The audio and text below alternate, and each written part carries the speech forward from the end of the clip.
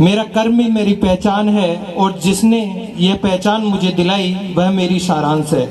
मेरे प्यारे प्यारे गुरुदेवों से भरपूर मेरा सारांश परिवार, आपका तहे दिल से बहुत बहुत धन्यवाद कि आपने मुझे एक ऐसे मुकाम पर पहुंचाया जहां पर मैं जिंदगी की खूबसूरती से महसूस कर सकूं।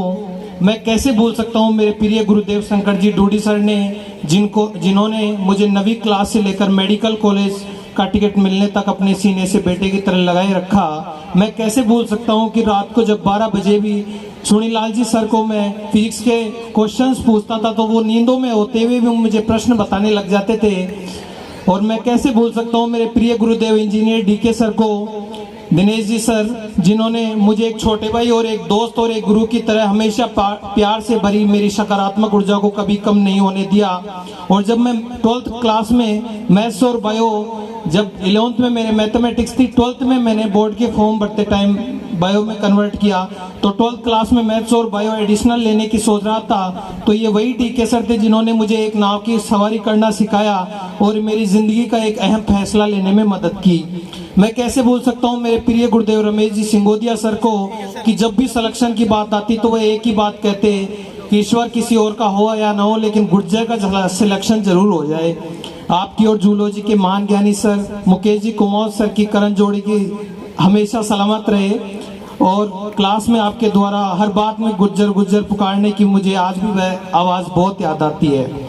मेरे प्रिय गुरुदेव रोहितास जी चौधरी सर, अंग्रेजी के अध्यापक, आपका प्यार से मुझे जगह जगह पुकारने की आवाज़ के भीतर स्नेह मुझे आपकी ओर हमेशा खींचा ले जाता है।